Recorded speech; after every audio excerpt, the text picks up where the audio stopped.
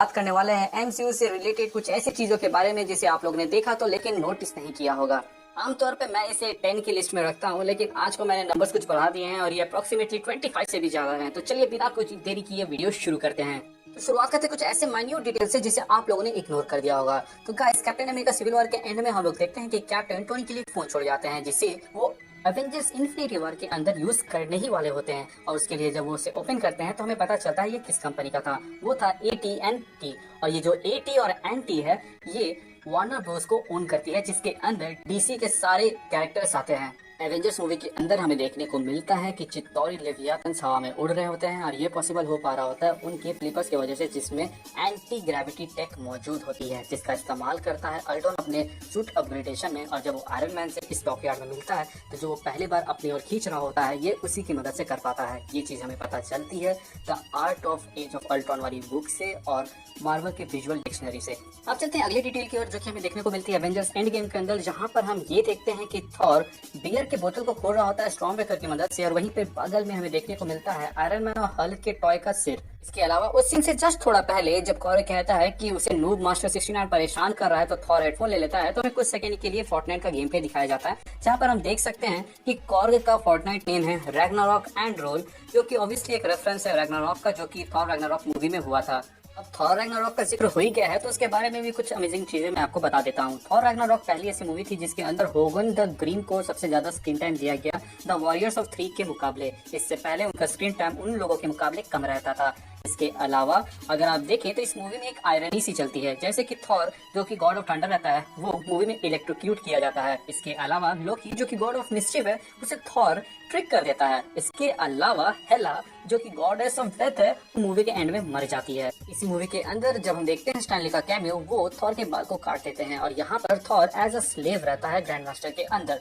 तो ये एक रेफरेंस हो सकता है एंशिएंट रोमन हिस्ट्री का, जहाँ पर हमें ये बताया जाता है कि जितने भी जो स्लेव होते हैं जिन्हें ग्लैडिएटर स्कूल भेजा जाता था और ग्लैडिएटर्स बनने के लिए ट्रेनिंग दी जाती थी, उनके बाल छोटे काट दिए जाते थे। एवेंजर्स एंड गेम मूवी के अंदर हमें देखने को मिलता है कि वैल्करी एक घोड़े के ऊपर रहती है जिसका नाम एरागॉन है, और इसकी सबसे खास बात यह है कि ये उड़ सकता है और इसकी ड्यूरेबिलिटी भी बहुत हार्ड है। सेंचुरी 2 से जो अटैक्स किए जा रहे थे उसका एक डायरेक्ट हिट भी ये झेल पाया था। लोगों को ये तो मालूम होगा कि थॉर की हर एक मूवी के अंदर अलग अलग डायरेक्टर्स यूज किए गए थे और वो एक लौती ऐसी ट्रायलॉजी है जिसके साथ ऐसा हुआ है अभी तक MCU के अंदर। लेकिन क्या आपको मालूम है कि आयरन मैन और थॉर ये दोनों ही ऐसे कैरेक्टर्स हैं जिनके ट्रायलॉजी के अंदर अलग अलग म्यूजिक कंपोजर्स यूज किए गए थे। अपने फैक्ट सीरीज के एक एपिसोड के दौरान मैंने आप लोगों को ये बताया था कि स्टार लॉर्ड का जो शिप जिसका नाम मिलानो है वो असल में रखा गया है एक फेमस एक्ट्रेस जिसका नाम अलिसा मिलानो है। लेकिन आप लोगों को क्या ये बात मालूम है कि गार्जियन ऑफ गैलेक्सी वॉल्यूम 2 में जब ये मिलानो डिस्ट्रॉय हो चुका था तो एवेंजर्स इन्फिनिटी वॉर के अंदर जो शिप वो यूज कर रहे थे उसका नाम मिनेटार था, और ये नाम भी रखा गया था ग्रैमी अवार्ड विनर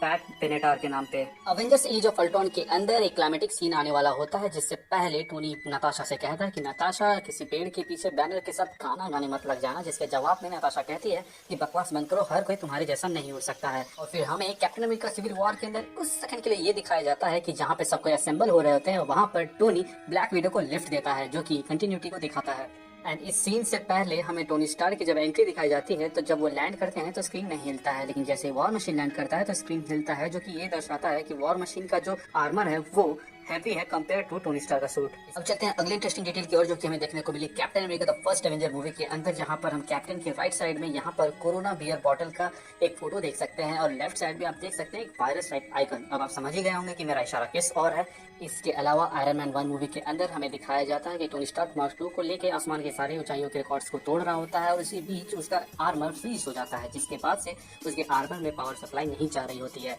जिसकी वजह से हम एक सेकंड के लिए टोनी स्टार्क की आंखों को यहाँ पर देख सकते हैं। इसके अलावा इसी मूवी के अंदर हमें एक ड्रैगन का पोस्टर दिखाया जाता है जो कि एक रेफरेंस है पिंक फैंग फोम को लेकर। अगर आप सोच रहे होंगे कि आयरन मैन ड्रैगन से कैसे लड़ता होगा तो इसकी जो कॉमिक है उसे मैंने नरेट किया हुआ है, आप उसे देख सकते हैं, उसकी लिंक आपको डिस्क्रिप्शन और आई बटन में शो हो रही होगी। अब चलते हैं अगले फैक्ट की ओर जो कि ये है कि कैप्टन अमेरिका विंटर सोल्जर पहली ऐसी मूवी थी जिसमें कैप्टन अमेरिका यानी कि स्टीव रॉजर्स ने ना ही यूज किया ना ही टच किया किसी भी तरह के फायर आर्म वेपन को, यानी कि बंदूक वगैरह को। मैंने बहुत सारे लोगों को देखा है कि वो किस तरह इस चीज को पॉइंट आउट करते हैं कि यहाँ पर थॉर ने लोकी को आगे धकेल दिया था ताकि म्योनिर उसे जाकर ना लगे, लेकिन कोई भी इस बारे में बात नहीं करता है कि लोकी ने टेसरैक्ट को वहाँ पर फेंक दिया था और थॉर को साइड किया था जब हल्क थानोस के ऊपर हमला करता है। मुझे मालूम है कि ये कुछ खास डिटेल है नहीं, क्योंकि आप लोग तो कहेंगे कि थॉर तो बहुत ही ज्यादा ड्यूरेबिलिटी है उसके अंदर, तो उसे इन दोनों के फाइट से कुछ फर्क नहीं पड़ता। लेकिन बात यहाँ पर यह है कि उसने टेसरैक्ट, जिसके वजह से थानोस ने वहाँ पर उतना हाहाकार मचा रखा था, उसे वहाँ नीचे फेंक कर थॉर को साइड किया था।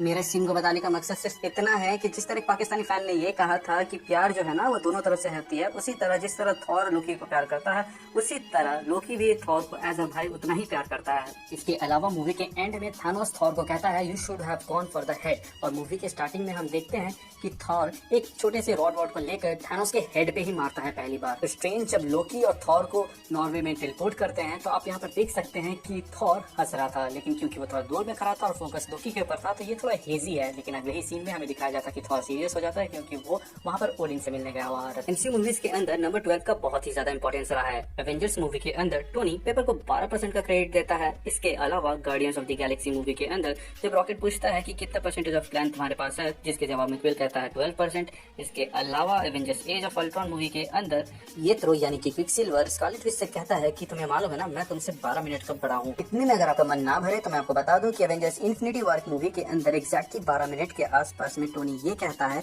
कि ये जो आर्क रिएक्टर जो उसके सीने में लगा हुआ है वो डिटैचेबल है, और एवेंजर्स एंड गेम मूवी के अंदर वो एग्जैक्टली 12 मिनट के आसपास ही उस आर्क रिएक्टर को अपने सीने से निकाल कर कैप्टन के हाथ में रख देता है। सीन को बहुत सारे लोगों ने फ्लॉ कहा है, जहाँ पे शूरी मिडिल फिंगर दिखाती है अपने भाई को और उसकी माँ बिना पीछे मुड़े उसे शूरी कहती है यानी कि डांटती है। लेकिन अगर आप ध्यान दें तो यहाँ पर आप देख सकते हैं कि जब वो उसका फिंगर दिखाती है तो टीचाला का फेशियल एक्सप्रेशन चेंज होता है, जिसे देख के उसकी माँ शूरी को डांटती है। ये एक माइन्यूट डिटेल था, अगर आप ध्यान से ना देखें तो आप मिस कर जाइएगा। इसी तरह का एक माइन्यूट डिटेल हमें देखने को मिलता है captain America winter soldier movie के अंदर, जहाँ पर हम देखते हैं कि इस सीन में जब जितने भी ऑफिशियल्स होते हैं वो यहाँ पे लिफ्ट में घुसने वाले होते हैं, उससे पहले 1 सेकंड के लिए छोटा सा क्लिप हमें उनके जूतों का दिखाया जाता है, जो कि एक्चुअली में टैक्टिकल बूट्स हैं। अब ये टैक्टिकल बूट्स अगर रमोलो यानी कि क्रॉसबोन की टीम पहनती है तो वो समझ में आता है कि वो टास्क फोर्स से बिलोंग करती है, लेकिन ये ऑफिशियल्स जैसे दिखने वाले लोग जिन्हें फॉर्मल शूज पहनना चाहिए था उन्होंने टैक्टिकल शूज पहना हुआ था, जिसे कैप्टन ने भी नोटिस कर लिया था। जिसके बाद उन्होंने उन ऑफिशियल्स को क्लोजली एग्जामिन किया और देखा कि वो कितने घबराए हुए हैं, और वो समझ गए कि वो लोग उसे पकड़ने के लिए आए हैं।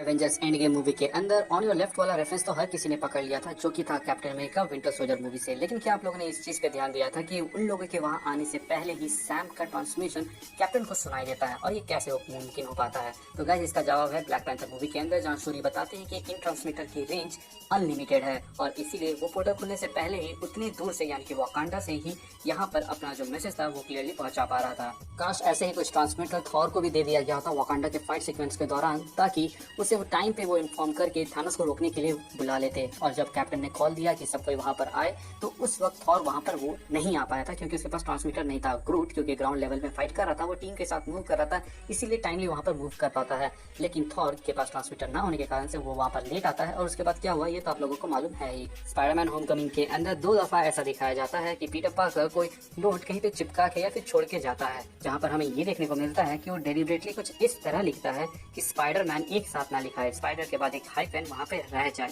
वो ऐसा इसलिए करता है क्योंकि स्पाइडरमैन में स्पाइडर हाइफन मैन लिखाता है, ना कि बैटमैन या फिर सुपरमैन के जैसे सुपर और मैन एक साथ जोड़े हुए। आयरन मैन 2 मूवी के अंदर हमें देखने को मिलता है कि टोनी आयरन मैन की पेंटिंग को वहाँ पे टांगता है, और ऐसा ही सिमिलर पेंटिंग हमें एवेंजर्स मूवी के अंदर भी देखने को मिलता है इस स्क्रीन के इस पोर्शन में। Captain America winter soldier movie के अंदर हमें देखने को मिलता है वाटरगेट कॉम्प्लेक्स यहाँ पर, और ये जो चीज है ये बहुत ही इंटरेस्टिंग है क्योंकि वाटरगेट कॉम्प्लेक्स वो जगह है जहाँ पे वाटरगेट स्कैंडल हुआ था, जिसके तहत गवर्नमेंट के ऊपर आरोप लगा था कि वो लोगों की निजी चीजों के ऊपर स्पाई कर रहे हैं, और ऐसा ही कुछ शील्ड के अंदर रहकर हाइड्रा भी कर रहा था मूवी के अंदर, जो कि इन दोनों के बीच में पैरेलल चीजें को दिखाता है। कॉमिक्स के अंदर भी ऐसा ही कुछ हुआ था, जिसके बाद से कैप्टन अमेरिका ने कैप्टन अमेरिका का मेंटल छोड़ दिया था और उन्होंने गवर्नमेंट के अंदर काम करने से मना कर दिया था। कैप्टन अमेरिका की मेजॉरिटी कहानी इंस्पायर्ड है रियल लाइफ इंसिडेंट से, जिसे मैंने हम कैप्टन अमेरिका से क्या सीखते हैं वाली वीडियो में बहुत ही अच्छे से और डीपली एक्सप्लेन किया हुआ है, इसीलिए वो वीडियो इतनी बड़ी है, जिसके अंदर मैंने इस चीज के ऊपर भी डिस्कशन किया हुआ है। अगर आप इंटरेस्टेड हैं तो उसे देख सकते हैं, उसका लिंक आपको description, comment section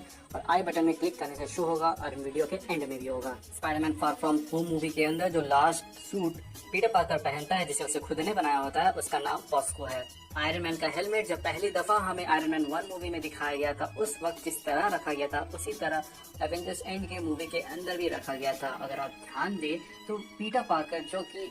Tony Stark को एज अ फादर फिगर मांगता है। इन दोनों में बहुत ज़्यादा सिमिलैरिटीज़ है। टोनी के जो पहले दो विलन थे यानी कि इवान वैंको और ओबाडिया स्टैन, ये दोनों कहीं ना कहीं उसके डैड से रिलेटेड रहते हैं। वहीं अगर आप पीटर पार्कर पे आ जाए तो मिस्टीरियो और वल्चर कहीं ना कहीं टोनी स्टार्क से रिलेशन रखते हैं। अब चलते हैं आखिरी डिटेल की ओर, जिसे हमें ऑन स्क्रीन तो नहीं दिखाया गया लेकिन एज अ कॉन्सेप्ट आर्ट बनाया गया था, जिसमें हमें आयरन मैन 3 के अंदर बहुत सारे आर्मर में से एक आर्मर कुछ इस तरह दिखने वाला था, जिसमें आप देख सकते हैं कि इसके हाथ में जिस तरह का वेपन बनाया हुआ है कुछ इसी तरह का वेपन नाकिया यूज करती है। तो आप समझ ही सकते हैं कि जिस तरह के वेपन डेवलपमेंट वाकांडा सोचता है उस तरह का टोनी पहले ही सोच चुके हैं और अपने आर्मर्स में उसे अप्लाई कर चुके हैं। अफसोस की बात यह है कि आयरन मैन 3 मूवी के एंड में ही उन्होंने उन सबको उड़ा दिया था, इसलिए उनके बारे में ज्यादा जानकारी नहीं हमें मूवीज के थ्रू मिल पाई। लेकिन जितने भी आर्टवर्क्स और उनके बारे में डिटेल्स बनाई गई थी इस मूवी को लेकर वो सब मौजूद है। तो अगर आप चाहते हैं कि मैं उसके ऊपर वीडियो बनाऊं तो आप मुझे कमेंट सेक्शन के जरिए बता सकते हैं। तो गाइज आज के लिए बस इतना ही। कैसा लगा आपको मेरा ये वीडियो और आपको इनमें से कितने फैक्ट्स मालूम थे या फिर चीज़ें आप लोगों ने नोटिस की थी या नहीं की थी, मुझे कमेंट सेक्शन के जरिए बताएं। अगर आपको कुछ नया जानने को मिला हो तो अपने दोस्तों के साथ शेयर करें एंड इस वीडियो को लाइक करें और अपनी राय मुझे कमेंट सेक्शन के जरिए जरूर बताएं। चैनल पे नए हैं तो चैनल को सब्सक्राइब कर दें और अगर आप लोगों ने सब्सक्राइब कर दिया है तो बेल आइकन को भी प्रेस कर दें ताकि कोई भी वीडियो मैं जो अपलोड करूँ उसकी नोटिफिकेशन आपको तुरंत जाए। इसके अलावा अगर आप मेरे चैनल के रेगुलर व्यूअर हैं तब तो आपको मालूम ही होगा कि हमारे चैनल का मोटो क्या है। लोगों की मदद करें, अपना ख्याल रखें एंड कीप मूविंग फॉरवर्ड का रट लगाकर आगे बढ़ते रहें। Thank you for watching this video. Stay tuned.